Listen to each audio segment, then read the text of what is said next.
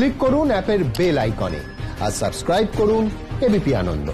সব সময় থাকুন খবরে।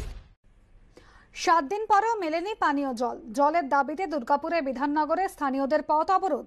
ঘটনাস্থলে উপস্থিত বিজেপি নেতার সঙ্গে তৃণমূল কাউন্সিলরের বাদানুবাদ, ধাক্কাধাক্কি।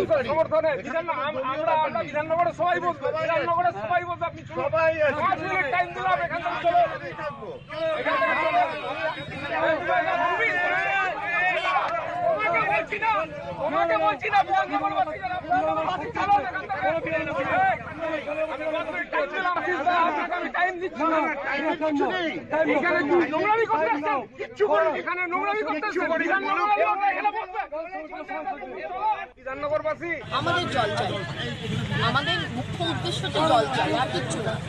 আজকে আমি আগেও বললাম 8 দিন হয়ে গেল,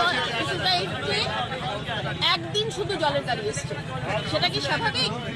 বা কারোর কোনো চিন্তা ভাবনা কিছু নেই জল নিয়ে? গত শনিবার দিন থেকে আজকে শনিবার হয়ে গেল, এখন অবধি জল দেয়নি। কালকে রাত্রির অবধি আমরা কথা বলেছি, আজকে সকালবেলা অবধি কথা বলেছি। সমস্ত জায়গায় দুর্গাপুরে জল এসে গেছে, কিন্তু আমাদের এখানে কোনো জল আসছে না। জলের সমস্যার সুষ্ঠু সমাধানের আশ্বাস আজকে প্রশাসনকে এখানে